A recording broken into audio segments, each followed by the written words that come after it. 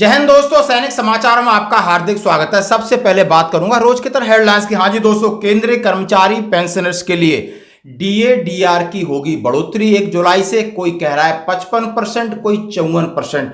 आखिर दोनों news black and white में क्या कह रही हैं और किस तरह लगा रही हैं, क्या है उनके निकालने के आंकड़े, किस तरह किया है उन्होंने एनालिसिस। और दूसरी बात करूंगा पेंशन का वार्निंग मैसेज, मत होना परेशान, तीनों सेनाओं में विलय का क्या होगा फायदा। सीडीएस साहब ने भरी हुंकार, सेना की गाड़ी टकराई चालक सहित खबरें करते विस्तार से।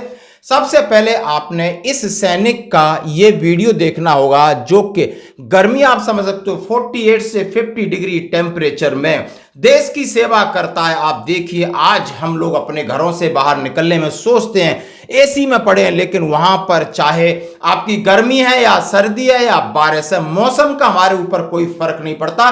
मौसम का फर्क पड़ता है इस पापड़ के ऊपर, यानी एक पापड़ रेत में डालने से आप समझ सकते हो भुन रहा है तो कितनी हालत होगी। और इस अपनी कर्तव्य निष्ठा का परिचय देते हुए ये सेना के जवान का वीडियो वायरल हो रहा है। लोग कह रहे हैं कि हाँ, ये है आर्मी और ये है आर्मी का जज्बा और ये है सच्चा त्याग। तो आइए खबरें करते हैं विस्तार से। सबसे पहले मैं बात करूंगा कि एआईसीपीएन के आंकड़े अभी जाहिर नहीं हुए हैं। जैसा हम जानते हैं जनवरी के बाद न फरवरी न मार्च और अभी अप्रैल के भी जारी होने वाले हैं। आंकड़े लेबर ब्यूरो ने छुपा के रखे हैं, लेकिन जितनी सर्वे एजेंसी, जितनी न्यूज एजेंसी अपना सर्वे करके उन्होंने सीधी सीधी घोषणा कर रही है। अब क्या घोषणा कर रही है?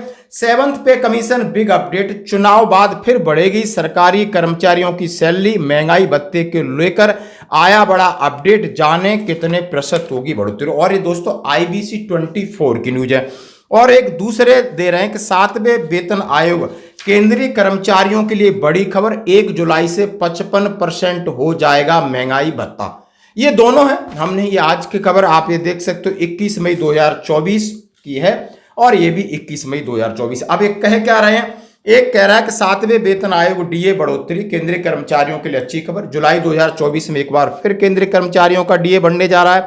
केंद्र सरकार साल में 2 बार बढ़ाती है, सबको आराम से पता है, लेकिन उन्होंने कहा है कि ये भत्ता लगभग 4 से 5% बढ़ोतरी होगी। क्या महंगाई भत्ता 55% तक बढ़ेगा?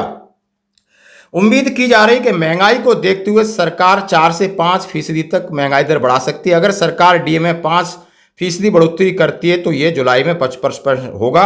जैसे कि उन्होंने कहा है कि सरकार 1 जनवरी 2024 के बाद जो भी हमने सर्वे किया है उसमें महंगाई भत्ता, मकान किराया और उन्होंने तमाम इस तरीके की अटकलें उन्होंने अपना सर्वे किया है। उन्होंने कहा है कि डीए 50% ऑलरेडी बढ़ गया और इसके फायदे हम लोग ले रहे हैं। दूसरी खबर कह रही है, बताया जा रहा है कि फिर एक बार 54 से 55% महंगाई भत्ता बढ़ेगा उन्होंने, और 1 जुलाई 2024 से प्रभावी होगा और इसकी घोषणा सितंबर में होगी और जैसा कि 2-3 महीने एरियर के साथ आएगा। और कहा है कि यदि क्या 50% महंगाई भत्ता मिल रहा है, इंडेक्स की ट्रेड को देखते 4% बढ़ना तय है, 100% करें। इससे केंद्रीय कर्मचारियों का लगभग कम से कम 54% होगा। इससे भी इनकार नहीं किया जा सकता कि महंगाई भत्ते को शून्य किया जा सकता है, चाहे स्थिति चाहे जो भी रही हो। महंगाई भत्ते में 4% का इजाफा होगा। केंद्र कर्मचारियों का महंगाई भत्ता एआईसीपीएन इंडेक्स से लिंक होता है। 6 महीने के आंकड़े तय होगा कितना होगा महंगाई भत्ता। बेसिक में होगा मर्ज। क्या मीडिया रिपोर्ट में कहा जा रहा है कि महंगाई भत्ता बेसिक में मर्ज होगा। कर्मचारी संगठनों की लंबे समय से मांग है कि इसको मांग किया जाए, जैसा कि 7th पे सीपी की रिपोर्ट है। अभी चुनाव लगभग 1 सप्ताह बाद एक नई सरकार आएगी, आखिर क्या फैसला लेगी, मर्ज होगा या नहीं। तो दोस्तों ये थी ब्लैक एंड व्हाइट में खबरें जो हमने आपके साथ साझा किया।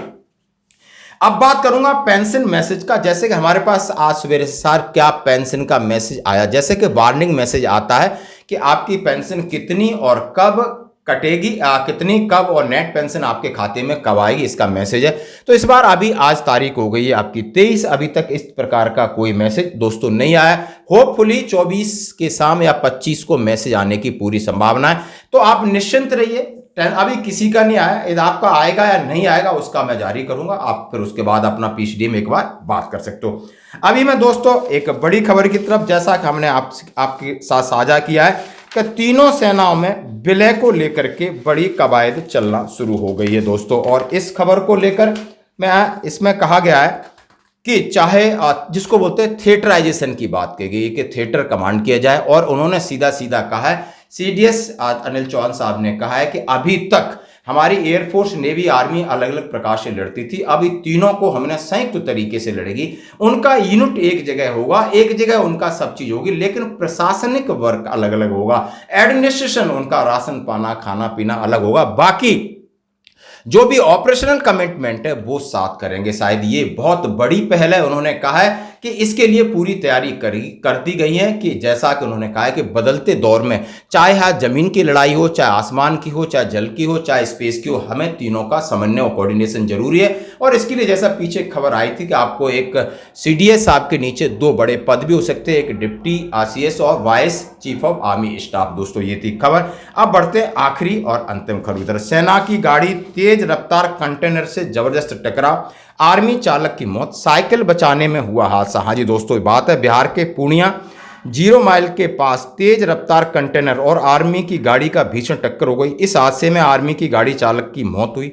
इस घटना के बाद पुलिस ने सबको कब्जे में लेकर पोस्टमार्टम किया। जानकारी के मुताबिक जहां रांची से सिक्किम जाने के दौरान 0 माइल के पास साइकिल बचाने के दौरान कंटेनर और आर्मी की गाड़ी में टक्कर हुई। मृतक आर्मी जवान की पहचान महाराष्ट्र का रहने वाला एकनाथ के बेटे अंकुश एकनाथ, 25 साल उसकी उम्र थी।